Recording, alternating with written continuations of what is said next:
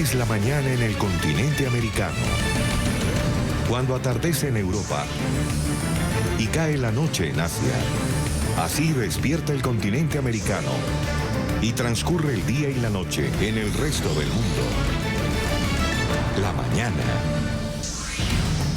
¿Qué tal? Muy buenos días, bienvenidos a la mañana de NTN 24. Gracias por su preferencia, por su compañía, como siempre. Ya saben que pueden comunicarse con nosotros a través de las cuentas de Twitter que ya conocen en @NTN 24 y mi cuenta personal @Joely Ramírez. Vamos de inmediato con la información. Estados Unidos reafirmó su respaldo al presidente interino de Venezuela, Juan Guaidó. En un comunicado, el Departamento de Estado se refirió a la suspensión de los diálogos de Barbados y al acuerdo entre un grupo minoritario de partidos que se dicen de oposición y el régimen venezolano. Aseguró que cualquier negociación seria debe ser con el mandatario encargado. Ratificó además que las sanciones estadounidenses solo serán levantadas cuando Nicolás Maduro deje el poder. Anoche fue liberado el diputado Edgar Zambrano, primer vicepresidente de la Asamblea Nacional de Venezuela, producto de las negociaciones con partidos minoritarios en las que no participó el presidente interino Juan Guaidó. Zambrano estaba detenido desde mayo, acusado de traición a la patria y conspiración por su participación en la llamada Operación Libertad en abril pasado. Zambrano insistió en que su detención fue inconstitucional. En una democracia no deben existir prisioneros políticos. Deben respetarse los derechos humanos, las garantías constitucionales, los derechos políticos. En consecuencia, mi prisión es una prisión injusta, es una prisión violatoria de la Constitución, de la institución universal, de la inmunidad parlamentaria, de los derechos humanos.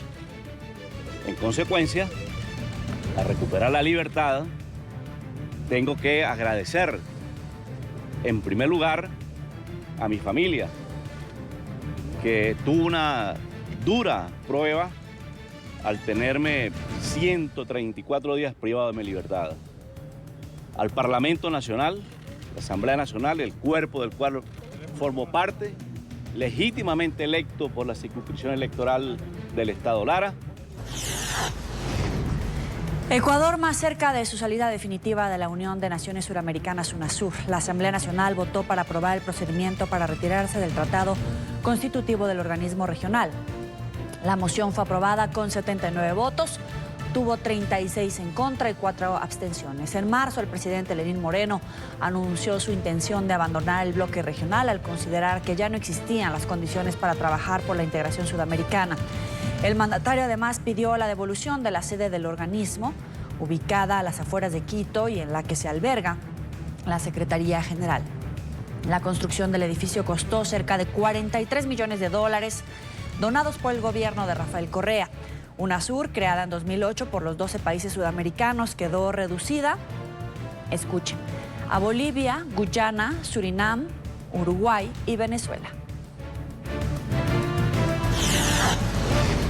A través de una carta dirigida a la opinión pública, el exmandatario de Perú, Alberto Fujimori, se pronunció sobre la salud de su hija, la ex candidata a la presidencia Keiko Fujimori.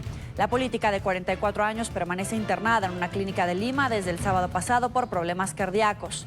En la misiva que fue divulgada a través de sus redes sociales, el exmandatario pidió a las autoridades sensibilizarse ante el estado de salud de su hija. Además, lamentó las condiciones en las que, según él, fue trasladada al centro médico. La depresión tropical Imelda continuó este miércoles azotando el sureste de Texas. El fenómeno causó fuertes lluvias e inundaciones repentinas en varias localidades. Árboles que cayeron por los fuertes vientos bloquearon carreteras en la bahía de Nassau. Imelda, que se debilitó a depresión tropical el martes, está a 10 kilómetros al norte de Houston. En choques terminaron las manifestaciones en pro y contra de Donald Trump en California. Partidarios y opositores del presidente se enfrentaron a golpes después de que un activista trató de prender fuego a una bandera de Estados Unidos. El choque se registró en Beverly Hills, donde Trump asistía a un evento de recaudación de fondos para su reelección. La policía tuvo que intervenir para separar a los dos grupos. Hoy el mandatario se reunirá con los donantes en un desayuno en Los Ángeles antes de dirigirse a San Diego. America!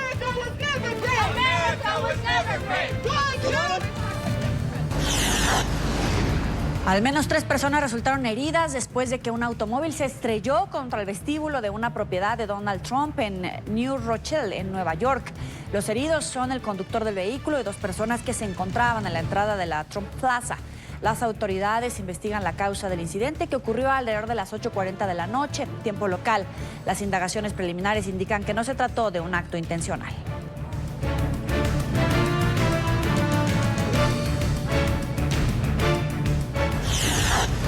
Accidente náutico en Italia. El campeón mundial de motonáutica y empresario italiano Fabio Buzio, de 76 años, perdió la vida hoy cuando intentaba batir su propio récord de velocidad entre Montecarlo y Venecia. Al parecer, perdió el control de la embarcación cuando iba a 148 kilómetros por hora y se estrelló contra un muro artificial que protege a la ciudad de Venecia de las fuertes mareas.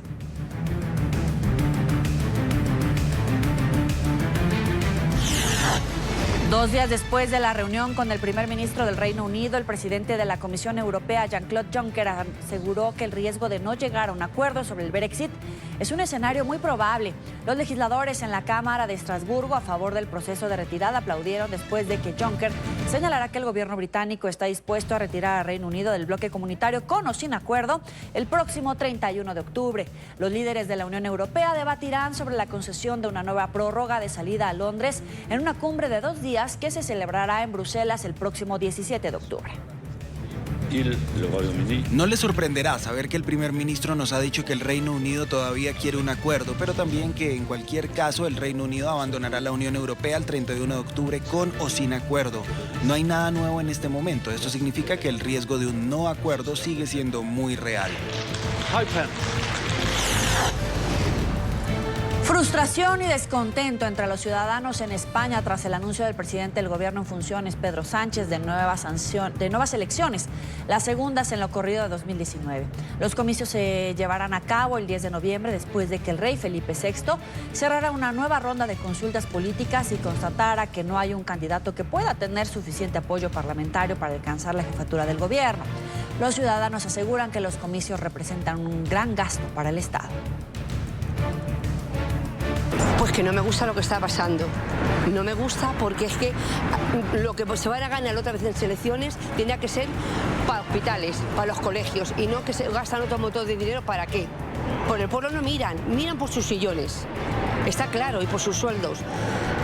Y las elecciones que vamos a tener va a ser más de lo mismo, porque no van a sacar ninguna mayoría absoluta, se van a tener que unir. ¿Cómo? Como sea, pero si eso ya está claro. Uniros, la derecha con la derecha, la izquierda con la izquierda, pero que se unen y que haya gobierno para que miren por España. Menos banderitas y más mirar por el pueblo. Me parece que una completa pérdida de tiempo. Me parece que la clase política española actual no está pensando en los ciudadanos, solamente está pensando en su propio beneficio. Y bueno, yo particularmente como ciudadana española no estoy muy segura que vaya a votar las próximas elecciones. Esta enorme tromba marina sorprendió a los habitantes de la ciudad de Beiyai, en el suroriente de China. Durante 10 minutos, el sistema de baja presión se mantuvo cerca de una zona residencial costera. Decenas de personas grabaron con las cámaras de sus móviles el inusual fenómeno, que se disipó luego de adentrarse en el mar.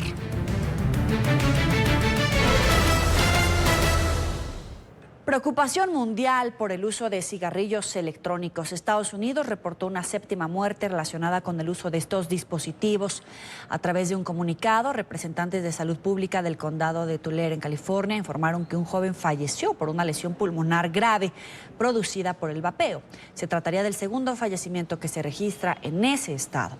En Kansas, Illinois, Indiana, Minnesota y Oregon se han registrado los otros casos. El presidente de Estados Unidos, Donald Trump, anunció la semana pasada medidas contra los cigarrillos electrónicos con sabor, cuyo uso ha sido relacionado con problemas respiratorios. Su consumo ha crecido en los últimos años, ya que muchos consideran el vapeo como una mejor alternativa al tabaco. Este es un informe de nuestra cadena aliada La Voz de América. Adolescentes en varios estados terminaron en el hospital con problemas pulmonares, que van desde dificultad para respirar hasta daño pulmonar severo, después de usar cigarrillos electrónicos con sabor. Hunter Sims, un estudiante de Texas, dice que casi murió de vapeo.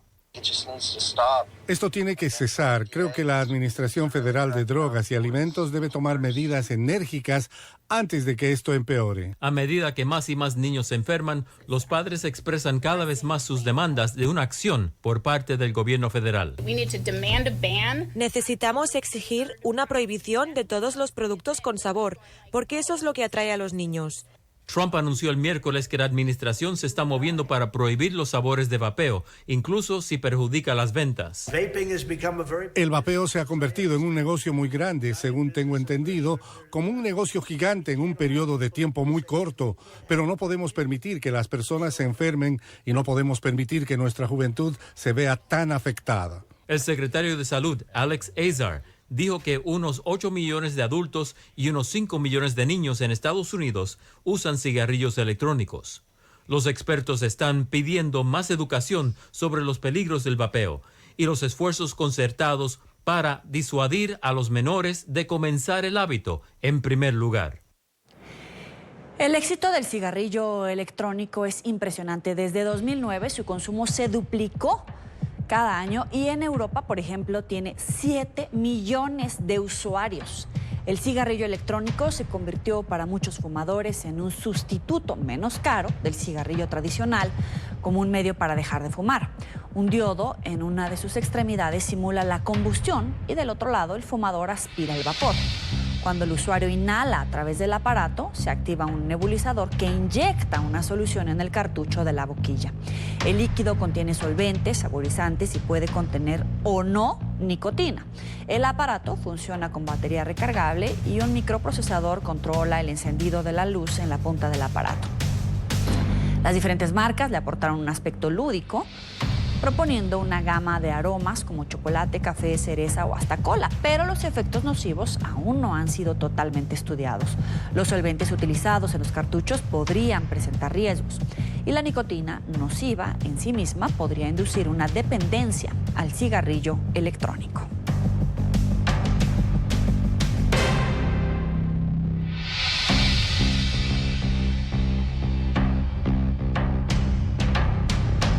Vamos a saludar en Los Ángeles al doctor Ilan Shafiro. Gracias por estar con nosotros. Bienvenido a La Mañana. Muchísimas gracias. Es un placer estar contigo. Doctor, me gustaría que nos explicara con peras y manzanas qué es lo que le pasa a nuestros pulmones, cómo es que nos enfermamos. Bueno, tenemos que empezar con el principio de que todo lo que nosotros tenemos que tener en los pulmones es aire. Si ya estamos utilizando cosas que están quemándose o químicos que entran como solventes, como lo mencionabas, de cigarros electrónicos, todas estas cosas van a tener una decadencia en nuestros pulmones. ¿Qué es lo que creemos que está pasando? Es una neumonitis que le está pasando a estas personas. Teniendo cierto tipo de químicos adentro del vaporizador, que todavía no estamos sabiendo qué tantas cosas nos pueden hacer a largo plazo, se empiezan a pegar en nuestras células. Las células se enojan, se inflaman, y eso quiere decir que se empieza en un lugar donde era muy pequeño, donde se puede transicionar el oxígeno de un lado al otro y podemos respirar a un nivel celular. Estas células se inflaman, entonces dificulta mucho el movimiento del oxígeno de un lado al otro. ¿Qué es lo que pasa? Bueno, que todo el cuerpo empieza a sentir que no podemos respirar, se inflaman los pulmones y esto a la larga puede crear hasta la muerte. Entonces, las complicaciones realmente que estamos viendo ahorita con jóvenes que no se deberían de estar enfermando de este tipo de cosas es que todos están sumamente relacionados con el vapeo. Estas 7 personas que fallecieron, el común denominador era que estaban utilizando cigarros electrónicos en el momento de que se enfermaron y terminaron en cuidados intensivos. Cuando un joven, teóricamente, son los que son nuestros soldados, son la gente que hace los maratones, que tienen los mejores tiempos, los mejores deportistas, y en ese momento estamos viendo este tipo de fallecimientos. Entonces, por eso es una alerta para todos nosotros. Muchas veces pensamos que, la tecnología nos va a avanzar en ciertas cosas. En este caso, el hecho de tener un cigarro electrónico no quiere decir que sea mejor. Muchas veces sí, es que lo voy a utilizar para... No, estamos viendo hoy en día que mucha gente, por ejemplo, los 5 millones de niños que estamos viendo ahorita en Estados Unidos, que están utilizando este medicamento... dígame. Pero una pregunta, ¿cómo pasamos de esta teoría de que era un método para dejar de fumar a que empezamos a desarrollar cáncer de pulmón, de vejiga, problemas cardiovasculares? ¿Dónde fue donde nos perdimos? Bueno, nos perdimos en una parte muy interesante. No hay información. Simplemente no hay información. Es tan nuevo todo esto que los estudios a largo plazo que nosotros tenemos para ver cuáles son los daños a largo plazo, todavía no los tenemos. Entonces, muchas de las cosas se asumieron que, bueno, como no asumimos que era mucho mejor que los cigarros normales de combustión, porque pues no teníamos tantos químicos entrando a los pulmones, pero hoy en día no sabemos si alguien, o sea, empezamos a ver este tipo de cosas, entonces, pero lo que sí sabemos es que en el momento que tú utilizas cigarros electrónicos, la posibilidad de que tú hagas una transformación de cigarros electrónicos a cigarro normal de combustión es del 30-40%. Entonces, la gente lo usa esto también como un puente para volver al tabaco. Y la otra cosa es que si nosotros queremos crear una masa crítica de jóvenes que quieren este tipo de productos, pues lógicamente pues les das los sabores de dulce de leche, que de dona, que de caramelo, de gaseosas. Entonces hay que evitarlo, doctor. ¿Diría usted que para dejar el cigarrillo podemos seguir otros métodos y definitivamente el vapeo hoy por hoy, este cigarrillo electrónico es una amenaza mortal en lo que se determinan hasta dónde pueden llegar sus efectos? ¿Tendríamos que dejarlo? No, definitivamente. La verdad, como te mencionaba al principio, los pulmones están hechos para no fumar, no tener nada de humo ahí adentro, no tener nada de contaminantes ahí adentro, utilizar simplemente aire. Entonces, hoy la evidencia es que si no nos metemos con la parte de nicotina, y sobre todo la nicotina puede cambiar el cerebro de los jóvenes. Entonces, ¿para qué meterse con todo este tipo de problemas? Mejor ni intentarlo. ¿Hasta dónde puede llegar de verdad la legislación o los gobiernos estatales cuando sabemos que hay mucho lobbying en el legislativo que representa una fuerte cantidad de ventas, pero también vemos por el otro lado, como usted lo dice, que están muriendo jóvenes, que están muriendo personas que no necesariamente tenían antecedentes para llegar hasta este punto y que de un día para otro, de 3, 4 años que han estado inhalando este tipo de productos, llegan hasta la muerte? ¿De verdad el legislativo estadounidense puede actuar tan rápido a pesar del lobbying que exista con tal de salvar vidas? Realmente lo que nosotros, por ejemplo, la Academia Americana de Pediatría sugiere que en lugar de que tengamos acceso a este tipo de cigarros electrónicos a los 18 años, que lo hagamos a los 21. El hecho nada más de crear esa barrera de tiempo ayuda a que muchas personas ni siquiera tengan acceso. La otra parte muy importante es que sí, o sea, depende también a nivel de las ciudades. Por ejemplo, Beverly Hills lo acaba de prohibir, Los Ángeles está en las conversaciones y hay otros lugares como San Francisco que prohibieron todos los sabores. Entonces, es muy importante saber de que una cosa es la salud pública y otra cosa es, o sea, realmente el acceso a este tipo de cosas que son nocivas. Y ya tenemos la experiencia, porque ya lo vimos con la industria del tabaco desde antes, hace muchos años, el cambio de sabores, las cosas que utilizaban, la mercadotecnia y sobre todo cómo crear un mercado más grande para los jóvenes. Entonces, ahorita lo único que estamos haciendo es, necesitamos proteger a nuestra sociedad y sobre todo a nuestros niños y tomar las cosas sensatas con ciencia. ¿Por qué? Porque mucha gente utiliza esto para dejar de fumar y hay casos, hay gente que sí le ha funcionado, pero no hay ninguna evidencia de que eso sea mejor que otras cosas que sí están probadas por ciencia. Doctor, para dejar de fumar, algunos médicos recomiendan que sea de manera paulatina. ¿Para dejar el vapeo tiene que ser de la misma manera? Bueno, es muy buena pregunta. Todo depende de la nicotina que estés utilizando y realmente el hecho hay diferentes métodos que tú puedes dejar de fumar. Lo más importante es tener una conversación con tu médico, utilizar, hay desde parches, pastillas y mucha gente hasta lo deja solamente eso, pero tiene que haber un soporte alrededor de eso porque muchas veces hacen el chiste de, bueno, es que yo soy un experto en dejar de fumar. Lo he dejado como 100,000 veces. Entonces es muy importante tener esa parte social alrededor de ti, el método que vas a utilizar y muy importante, la gran mayoría tratan 2 o 3 veces antes de poder lograrlo, ya sea con cigarros electrónicos o ya también sea con cigarros de combustión. Entonces sí es muy importante tener amigos, familiares, todo hecho para que tú puedas ganar en esta batalla contra la nicotina. Le agradezco, doctor Ilan Shafiro, por estos minutos para la mañana de NTN 24. Pásela muy bien, hasta luego. Muchísimas gracias, saludos desde Los Ángeles. Igualmente, buen día.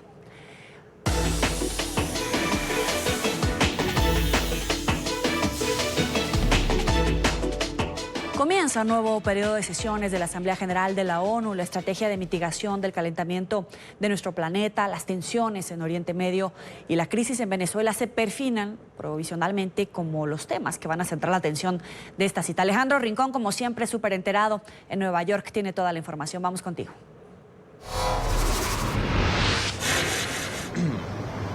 Hola, feliz miércoles para todos. A nivel formal ha sido inaugurado ya el periodo número 74 de la Asamblea General de Naciones Unidas. A partir de ahora, el cuerpo diplomático a nivel global empieza una importante fase de preparación de documentos, reuniones y todo tipo de planes que serán trabajados en la denominada Semana de Alto Nivel, que empieza en solo pocos días en la sede general de Naciones Unidas aquí en la ciudad de Nueva York.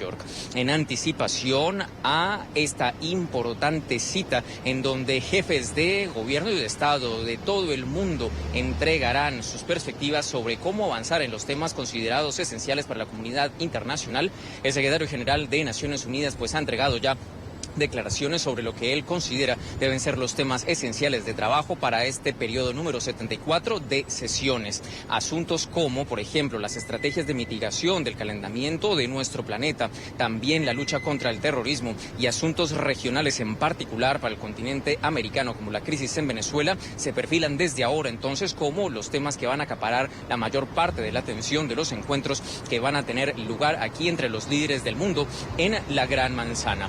Coincide con el inicio de esta apertura de sesiones de la Asamblea General de Naciones Unidas una nueva declaración del jefe del organismo internacional, Antonio Guterres, quien en los siguientes términos explica parte de la perspectiva para esta importante cita. Nosotros estamos conducidos a una organización multilateral y al mismo tiempo nosotros necesitamos formas de más cooperación en donde hayan organizaciones comprometidas en una red de multilateralismo, en un contexto de negocios en donde la sociedad también nos llama a ser más inclusivos. Y esa red también necesita multilateralismo en todas sus fases. A propósito del secretario general de Naciones Unidas, a quien ustedes acaban de escuchar en el transcurso de este miércoles, se espera que tenga un encuentro con los medios de comunicación.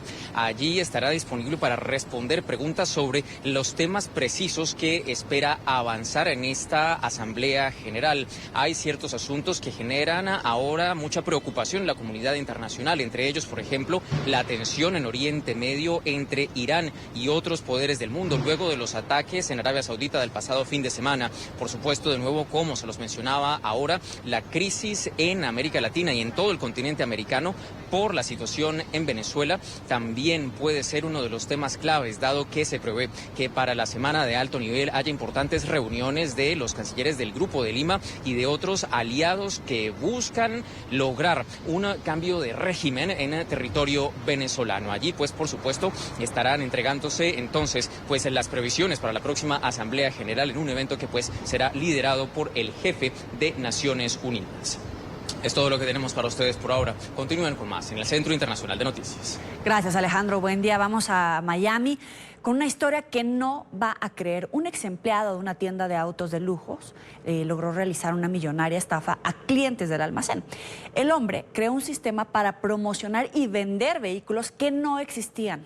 Paola Serna tiene toda la información. Paola, muy buen día.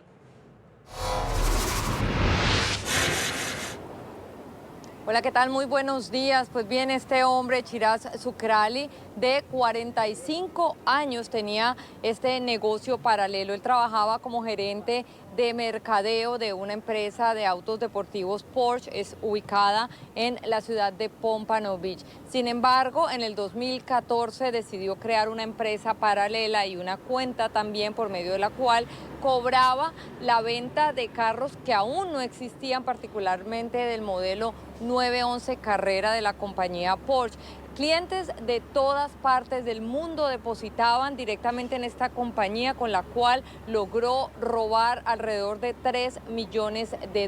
Este hombre reconoció ante un juez federal el delito y pues todo este entramado que creó, y aunque desde el 2009 trabajaba en esta empresa, no fue sino hasta el 2014 que creó la corporación paralela para cometer este delito. Pues por supuesto las personas estaban confiadas en que este sujeto, al trabajar directamente en la compañía, pues aseguraba que tendrían prioridad a la hora de tener estos modelos exclusivos de la Porsche. Sin embargo, nunca se realizaron dichos pedidos. El hombre deberá enfrentarse pues a una condena el próximo mes de noviembre en una corte federal. Es por ahora La información desde Miami, soy Paola Serna, continúen con más desde nuestros estudios centrales. Muy buenos días. Muy buen día también para ti. Vamos a hacer la primera pausa en la mañana. Gracias por seguir con nosotros en la mañana de NTN 24. Gerardo Blythe, el diputado más votado para la Asamblea Nacional de Venezuela y quien representó al gobierno de Juan Guaidó en la mesa de diálogo que se instaló en Barbados, revela por primera vez y en exclusiva para NTN 24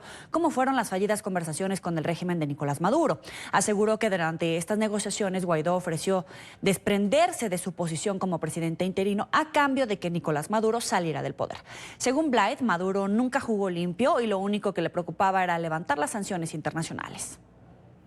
Hasta el momento era poco lo que se conocía sobre lo que pasó de puertas para adentro durante la negociación auspiciada por Noruega, un proceso declarado fallido hace solo pocos días por el presidente interino de Venezuela. El programa La Tarde habló en exclusiva con Gerardo Blythe, quien fuera representante de Juan Guaidó en la mesa de diálogos. Era muy importante explorar todo este paso, esta vía, porque muchísimas personas que están afuera piensan que solamente con una vía de intervención o etcétera se podía lograr. Esta era la vía y creo que sigue siendo la vía menos dolorosa para el país, menos dolorosa para los venezolanos. Explicó cuáles fueron las propuestas que llevó la oposición al régimen a la mesa para lograr una salida de la crisis, un acuerdo integral que pasaba por la celebración de elecciones presidenciales libres.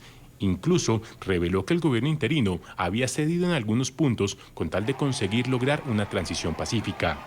Guaidó se desprende de su condición y ofrece desprenderse de su condición de presidente encargado si Maduro se desprende de la presidencia de la República usurpada. Mientras que la contraparte enfocaba sus energías en que se levantara el cerco internacional en su contra. Ellos, yo creo que se comen su propio cuento al establecer que las sanciones son las culpables de todos los desastres venezolanos. Y se les olvida que han tenido 20 años gobernando y a veces se los recordábamos, con los ingresos más grandes que haya tenido nuestra patria en toda nuestra historia. En toda nuestra historia republicana, jamás Venezuela tuvo tanto dinero. Y se lo robaron. Pero que el régimen fue quien abandonó la mesa al ver que el gobierno interino no estaba dispuesto a negociar un acuerdo sin fondo. Ellos pretendían una negociación eterna, larga, donde no pudiésemos llegar a acuerdos, donde se llegaran a acuerditos parciales, a pequeños acuerdos para decir que hay algunos avances y logros y que Maduro pateó la salida, Maduro no jugó limpio, Maduro pateó esa salida cuando ya estaba listo. Sobre el anuncio de la creación de una mesa de negociación con sectores minoritarios de la oposición, Blythe desconfía que pueda llegar a dar resultados. Esa mesa tiene los 10 contados. Le van a dar algunos resultados. Se los va a dar el propio Maduro. Va a soltar unos presos, van a hacer algunas cosas efectistas. El político sentenció lo que sería el futuro del régimen al haber desechado el proceso de Noruega. Al Maduro haber abortado Barbados y el mecanismo de facilitación de Noruega, cerró por ahora una puerta muy importante que tenía para salir más o menos con dignidad. Producto de las negociaciones entre el régimen de Maduro y partidos minoritarios, fue liberado anoche el diputado Edgar Zambrano, primer vicepresidente de la Asamblea Nacional de Venezuela. Zambrano estaba detenido desde mayo, acusado de traición a la patria y conspiración por los hechos del 30 de abril, conocidos como la Operación Libertad. En Caracas, Oliver Fernández tiene toda la información. Muy buen día. Muy buen día para ti, Ruth, y para nuestros televidentes. Así es, aproximadamente a eso de las 7 de la noche de este martes fue excarcelado el diputado Edgar Zambrano, quien también es vicepresidente, primer vicepresidente del Parlamento venezolano. Él ha dicho que en democracia se respetan los derechos humanos, cosa que no está ocurriendo en Venezuela. Recordemos, Ruth, que él fue apresado el pasado 8 de mayo en las cercanías del Partido Acción Democrática. Se lo llevaron en una grúa hacia una cárcel militar que fue construida solo para muy pocas personas en el Fuerte Tiuna, que es precisamente el principal fuerte militar de acá de Venezuela. Vamos a escuchar entonces qué fue lo que dijo en relación con los derechos humanos y el respeto a la democracia. En una democracia no deben existir prisioneros políticos. Deben respetarse los derechos humanos, las garantías constitucionales, los derechos políticos. En consecuencia, mi prisión es una prisión injusta, es una prisión violatoria de la Constitución, de la institución universal de la inmunidad parlamentaria, de los derechos humanos. En consecuencia, al recuperar la libertad, tengo que agradecer, en primer lugar, a mi familia, que tuvo una dura prueba al tenerme 134 días privado de mi libertad. Al Parlamento Nacional, la Asamblea Nacional, el cuerpo del cual formo parte, legítimamente electo por la circunscripción electoral del Estado Lara, a mi organización política, Acción Democrática, y a todos los factores de la sociedad democrática venezolana. Joely, para hoy se esperan nuevas excarcelaciones en el marco de esta negociación o pacto que han hecho algunos grupos minoritarios. Ya por parte del régimen de Nicolás Maduro han convocado a la Cancillería de la República o a la Cancillería de Nicolás Maduro a eso de las 12 del mediodía. Se esperan unas 58 excarcelaciones más. Sin embargo, bueno, habrá que esperar entonces esta tarde a ver si se producen de verdad estas excarcelaciones. Sin embargo, es importante también destacar que según el Foro Penal venezolano son más de 900 los presos políticos o los presos de conciencia que aún continúan en Venezuela. Pero vamos a ver qué fue lo que dijo el diputado Zambrano sobre este tema. Deben producirse cerca de 58 libertades, pero también la de los 4 compañeros que estuvieron conmigo la noche de mi captura, lo que se constituye prácticamente en un secuestro, porque fui capturado en medio de la noche por unos señores que nunca se identificaron, sin ninguna orden de captura emanada de un tribunal de la República y en plena violación a mis garantías y a mis derechos políticos. Oliver, te quería preguntar, hay información de que en efecto, como tú lo adelantabas, se prevén 58 liberaciones más, pero obviamente Edgar Zambrano está pidiendo la liberación de todos los presos políticos. Es muy complicado saber bien a bien quiénes serán los liberados, pero ¿hay algunas pistas que tus fuentes te hayan revelado o cuál sería la negociación? Porque entiendo que fue entre estos pequeños grupos para esta liberación. Joely, así es, son muy pocos en relación con la cantidad de presos políticos que existen en Venezuela. Hasta ahora se ha dicho que son 58. Entre ellos también serán las 4 personas que justo acompañaban al diputado Zambrano la noche del pasado 8 de mayo cuando fue apresado por parte del régimen de Nicolás Maduro. Se ha dicho también que... o se ha pedido, más que se ha dicho, se ha pedido la excarcelación también del diputado Juan Requesens, pero evidentemente no hay, bueno, la gente ha dicho que es muy difícil que puedan excarcelar al diputado Requesens porque lamentablemente lo que se ha dicho también es que el régimen de Nicolás Maduro ha utilizado justamente a los presos de conciencia, a los presos políticos como rehenes. Nosotros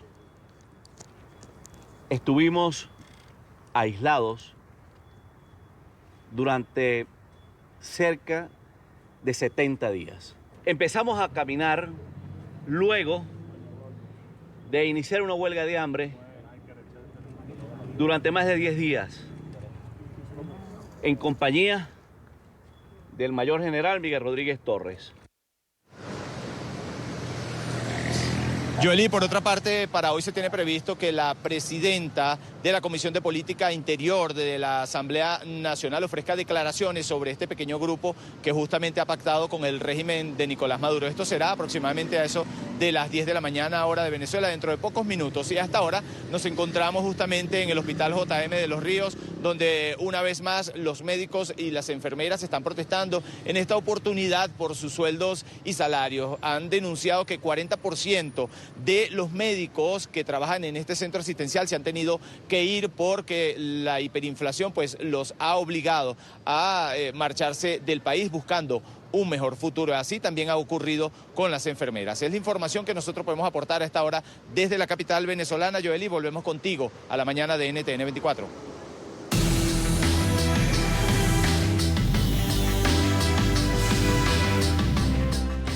España tendrá nuevas elecciones, las cuartas en 4 años. El rey Felipe VI, tras cerrar una nueva ronda de consultas políticas, constató que no hay un candidato que pueda tener suficiente apoyo parlamentario para alcanzar la jefatura del gobierno.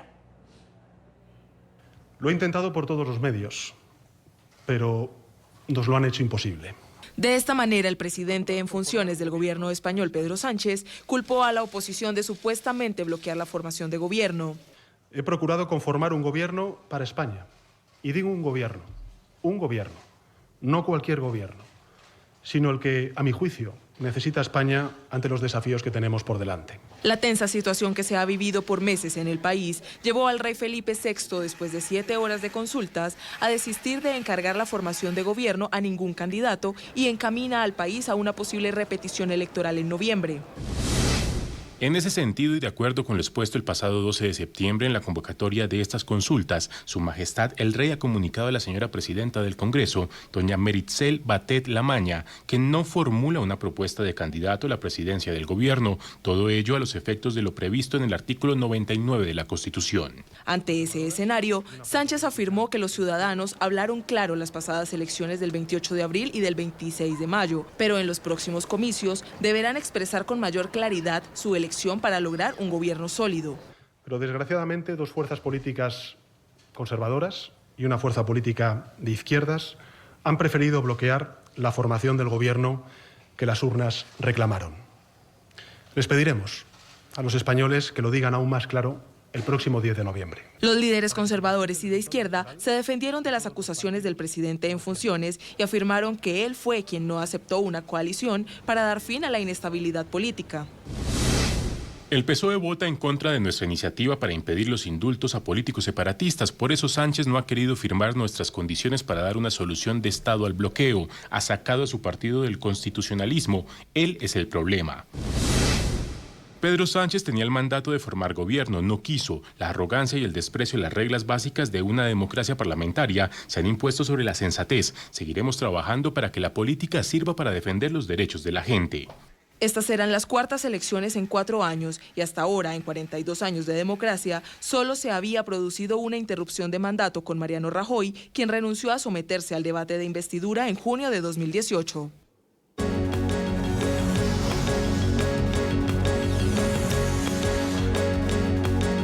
Mucha atención, el presidente Donald Trump acaba de anunciar a su nuevo asesor de seguridad nacional. Se trata de Robert C. O'Brien, el 4º de su gobierno. O'Brien sucederá en el cargo a John Bolton. Esto escribía Donald Trump en su cuenta de Twitter.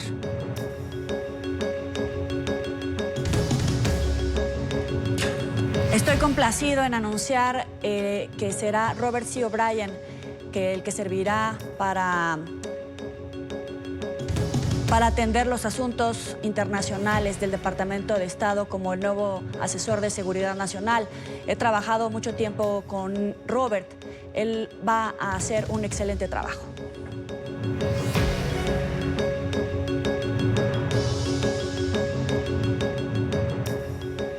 Los israelíes votaron este martes en unas ajustadas elecciones legislativas. Los resultados preliminares muestran un empate entre el actual primer ministro Benjamín Netanyahu y su rival centrista Benny Gantz. El empate representa un panorama difícil para lograr formar gobierno.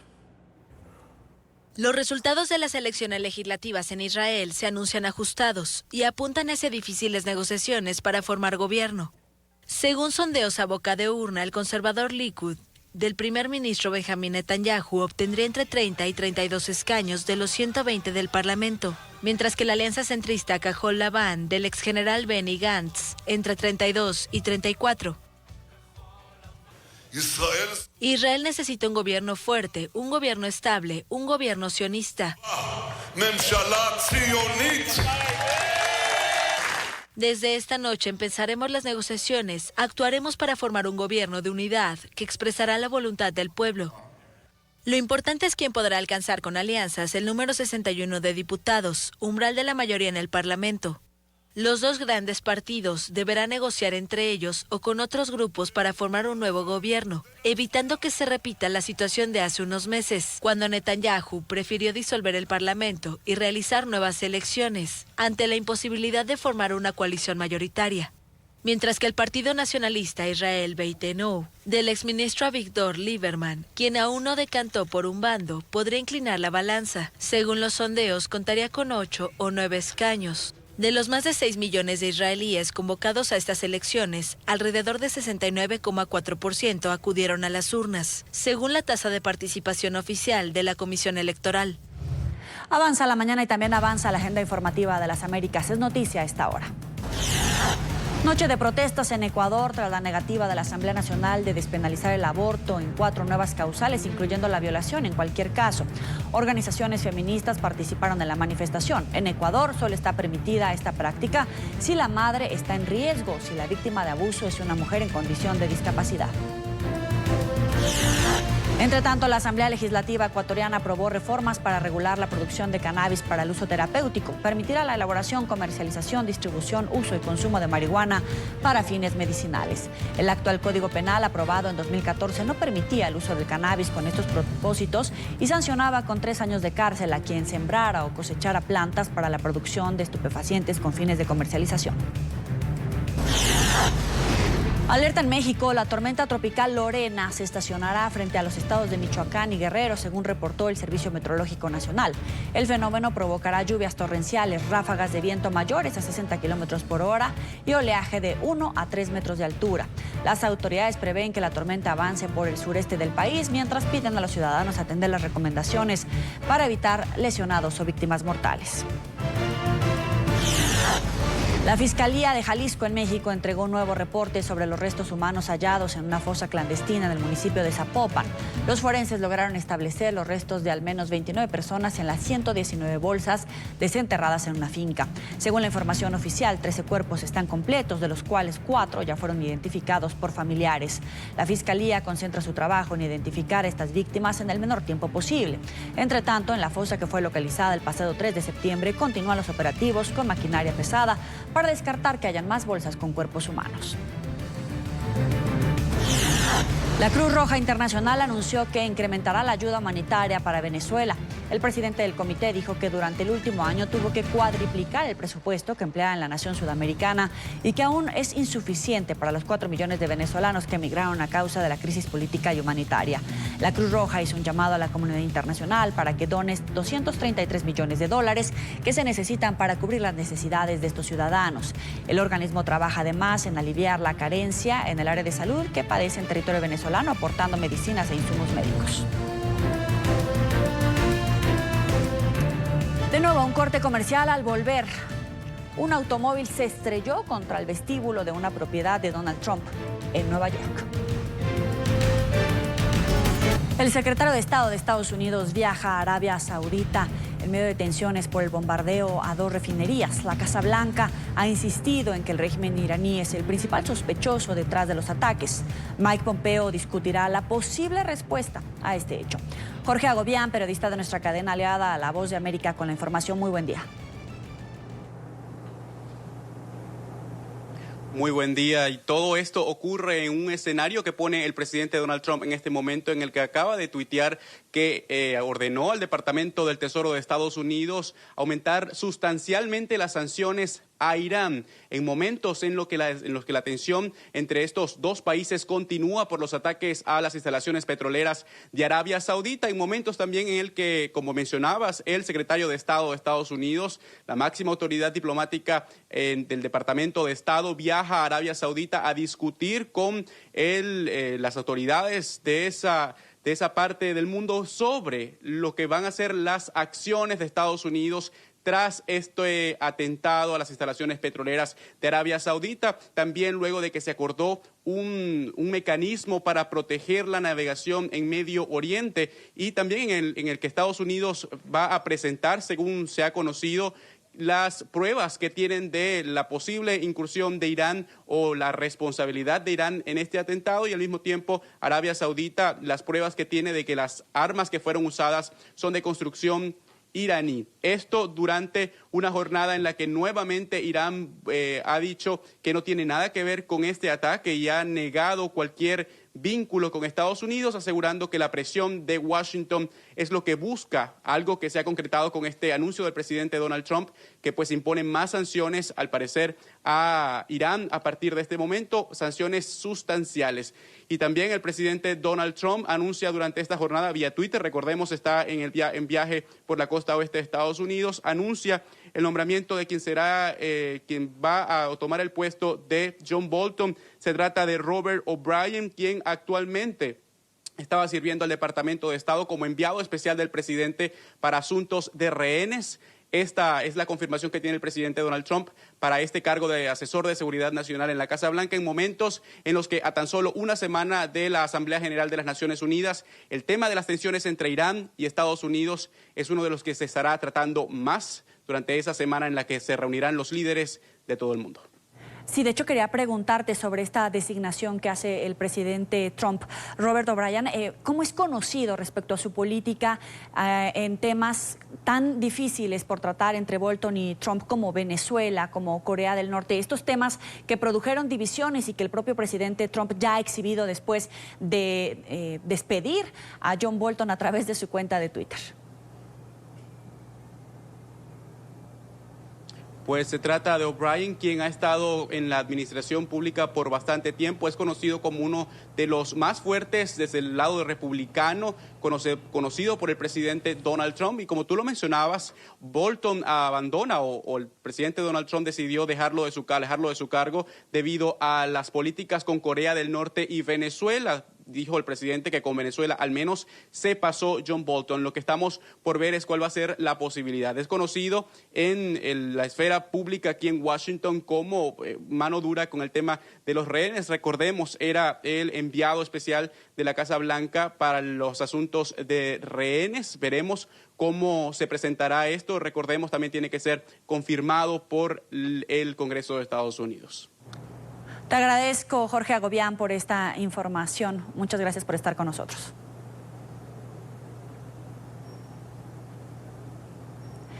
Y a las 9:58 de la mañana en la costa este de Estados Unidos vamos a ver lo que es noticia a esta hora. En choques terminaron las manifestaciones en pro y contra de Donald Trump en California. Partidarios y opositores del presidente se enfrentaron a golpes después de que un activista trató de prender fuego a una bandera de Estados Unidos. El choque se registró en Beverly Hills, donde Trump asistía a un evento de recaudación de fondos para su reelección.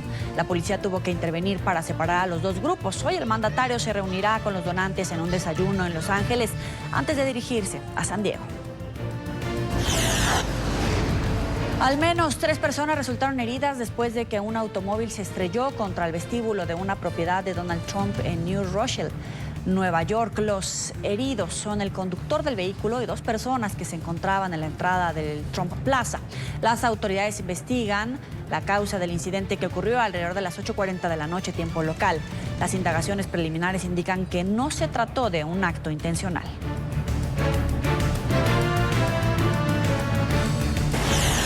La depresión tropical Imelda continuó este miércoles azotando el sureste de Texas. El fenómeno causó fuertes lluvias e inundaciones repentinas en varias localidades. Árboles que cayeron por los fuertes vientos bloquearon carreteras en la bahía de Nassau. Imelda, que se debilitó a depresión tropical el martes, está a 10 kilómetros al norte de Houston.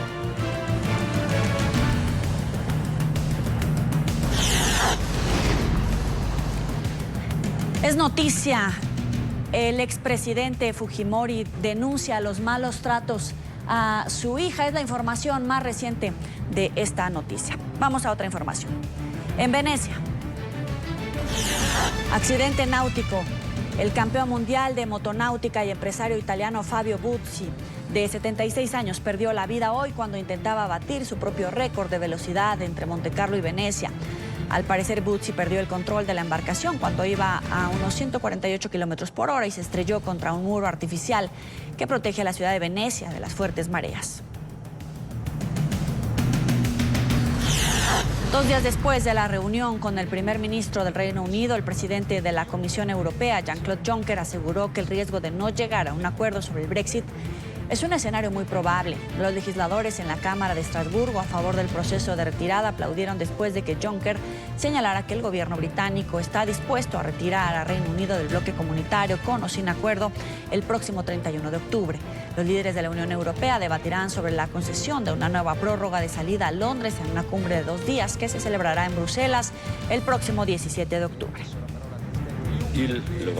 No le sorprenderá saber que el primer ministro nos ha dicho que el Reino Unido todavía quiere un acuerdo, pero también que en cualquier caso el Reino Unido abandonará la Unión Europea el 31 de octubre con o sin acuerdo.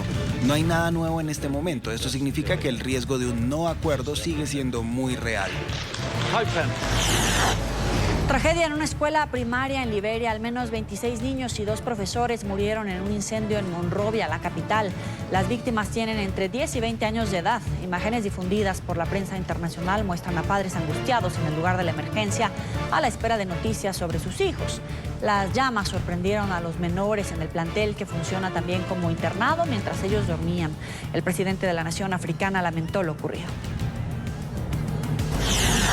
Por abusos sexuales, el Vaticano envió a juicio a 2 sacerdotes. Uno de ellos fue identificado como el padre Gabriel Martinelli, señalado de haber cometido los delitos en un seminario al interior del Vaticano en el año 2012, cuando tenía 21 años. El promotor de justicia de la Santa Sede también pidió enjuiciar al padre Enrico Radice por complicidad. La investigación del caso comenzó en 2017. Y en video quedó registrado el momento en el que un grupo de 20 migrantes indocumentados arriba de manera ilegal en la costa de la provincia de Agrigento, en el sur de Italia. Al menos 10 de ellos fueron detenidos por la policía. De acuerdo con las autoridades, la embarcación procedía de Túnez. Esta enorme tromba marina sorprendió a los habitantes de la ciudad de Beiyai, en el suroccidente de China. Durante 10 minutos el sistema de baja presión se mantuvo cerca de una zona residencial costera. Decenas de personas grabaron con las cámaras de sus móviles el inusual fenómeno, que se disipó luego de adentrarse en el mar.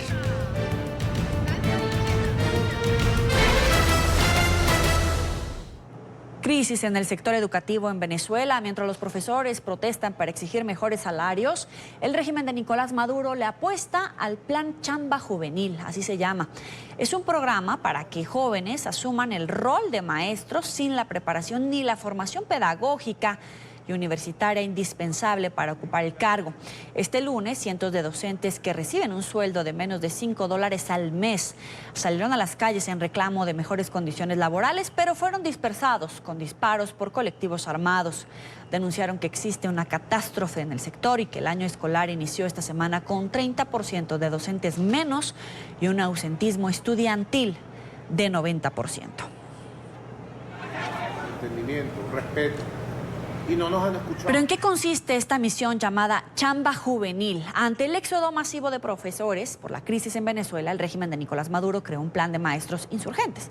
Con esta iniciativa, el madurismo convoca a profesionales de diversas áreas que crean que tienen vocación para enseñar. Los elegidos serán entrenados por un mes, solo un mes, y luego entrarán a las aulas de colegios y universidades para impartir materias. La medida es rechazada por ciudadanos y sectores académicos del país. Más de 240.000 docentes se han ido de Venezuela producto de la crisis, según el Parlamento venezolano. El régimen de Maduro pretende sustituirlos de manera exprés para utilizar a la educación como arma de control político. No pueden dar clases de química, de física, de biología, de inglés, porque no tienen los conocimientos, y mucho menos a nivel preescolar. Y en educación especial ni se diga, porque esos son conocimientos que se adquiere es en las universidades, en los pedagógicos. Y este régimen lo que va en contra del sistema universitario, porque cada día lo que quiere es estrangularlo y quitarle la autonomía. El deterioro de la educación es evidente.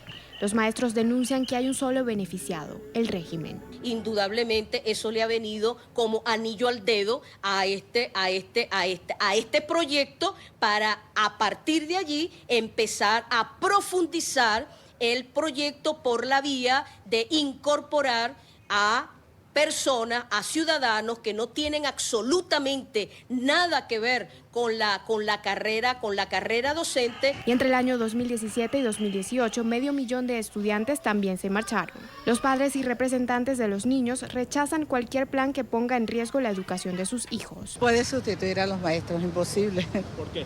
No se puede, porque es que tienen que estar preparados, son los niños, ¿no? O sea, son los niños, ese es nuestro futuro, ¿no? Y la formación de ellos importa. La Subcomisión de Educación del Parlamento alerta a los docentes y a los padres a no permitir que se destruya la educación venezolana. Vamos a saludar en Venezuela al profesor Carlos Calatrava, experto en política educativa de la UCAP. Gracias por estar con nosotros. Bienvenido. Comienzo por preguntarle de qué tamaño es la herida a la educación de los niños venezolanos, después de que 30% de los profesores este año ya no están, que 90% de los estudiantes ya no acuden a clases y ahora cualquiera que crea que puede enseñar puede dirigir una clase ante los estudiantes. Bueno, muy buenos días, gracias por la invitación. La situación del sistema educativo venezolano tiene años en crisis, tiene años en unas condiciones que la hacen no competitiva y de baja calidad en toda la región. Particularmente para este año escolar, el ausentismo de docentes es mucho más pronunciado, no por la diáspora, por la migración, que vendría a ser como el argumento central de algunas cosas, sino más bien por la ausencia de condiciones de trabajo. Los docentes de escuela primaria y del bachillerato venezolano en este momento no están recibiendo el salario, pero ni siquiera las condiciones mínimas de trabajo en las escuelas.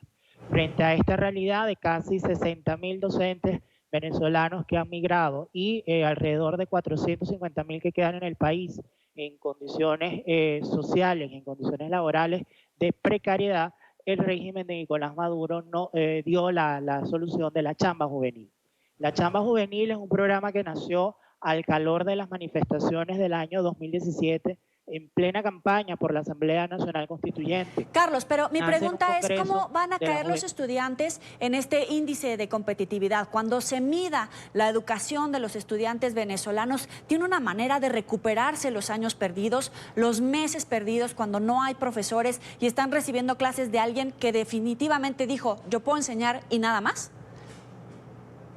Claro, porque lo que están inventando es la incorporación de unos jóvenes que algunos habrán recién obtenido el título de bachiller sin recibir la formación pedagógica y la formación especializada que se da en las universidades y en las facultades de educación del país, que se cuentan en 26 escuelas de educación a nivel nacional y una universidad que solo forma maestros. Estos jóvenes, primero que todo, tienen que tener el conocido carnet de la patria y segundo, deben registrarse en un partido que fundó la señora Delcy Rodríguez, que se llama Somos Venezuela. Entonces el riesgo que estamos corriendo es que docentes profesionales que forman ciudadanía y que forman la democracia estén siendo progresivamente sustituidos o la amenaza de sustitución, porque en algunos, así en este momento ha sido más amenaza que realización, por jóvenes militantes y fanatizados de las fuerzas que apoyan a Nicolás Maduro, con todo lo que sabemos que ello puede traer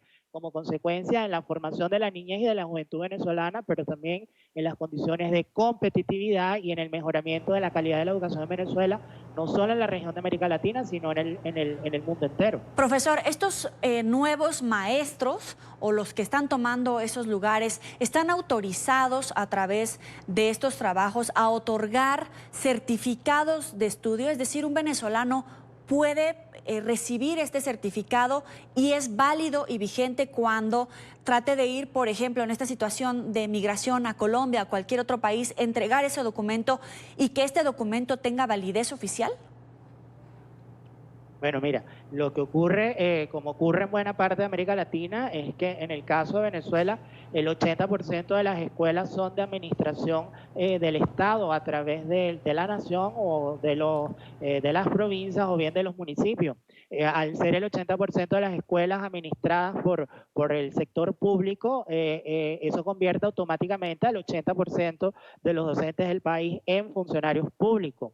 Evidentemente, esto los hace estar, digamos, sometidos, más que sometidos, formar parte de condiciones de trabajo que son comparables con toda la burocracia de la administración pública venezolana. Sin embargo, la amenaza de la chamba juvenil tenemos que tomarla en cuenta porque estos jóvenes que el régimen de Maduro pretende, y en este momento ha sido solo pretensión, porque en el momento no tenemos reporte de incorporación de estos jóvenes en el aula de clase, sobre todo con ya las 72 horas de paro activo convocado por las federaciones y gremios del magisterio venezolano.